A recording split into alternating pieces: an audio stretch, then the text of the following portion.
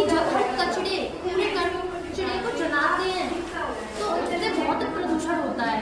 और जो पराली होती है, किसान जल्दबाजी के चक्कर में, बुवाई करने के चक्कर में खेती को जला देते हैं। तो पराली को जलाने से बहुत प्रदूषण होता है, तो इसे रोकने के लिए भी यह कारगर साबित हो सकता है।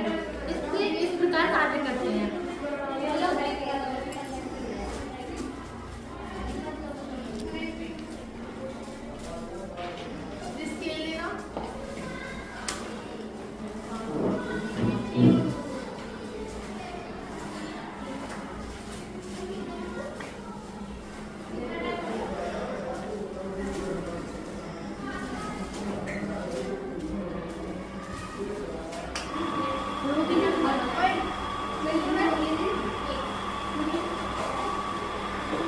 ये इस प्रकार कार्य करेगा, ये धुएं को अपनी ओर खींचेगा। एक प्रकार ये इस प्रकार से कार्य कर सकता है और दूसरा ही इस प्रकार से।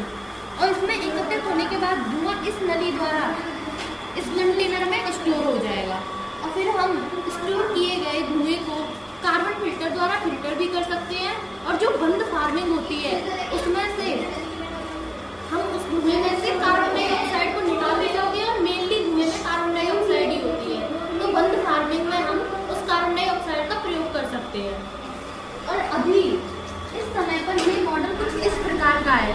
कुछ बदलावों के बाद ये इस तरीके का होगा और बाद में इस मॉडल को हम एक प्रकार का रूप देंगे। जैसे बच्चों का कोई खिलौना होता है घूमने वाला, हम इस मॉडल को कहीं भी ले जा सकते हैं। ये मूवेबल होगा।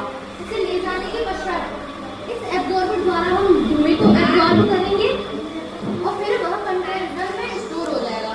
कंटेनर से वह मॉडल में जाएगा और प्योर निकल जाएगा, प्योर एयर निकल जाएगी। तो हमारा यह मुख्य उद्देश्य इसमें यही है, जैसे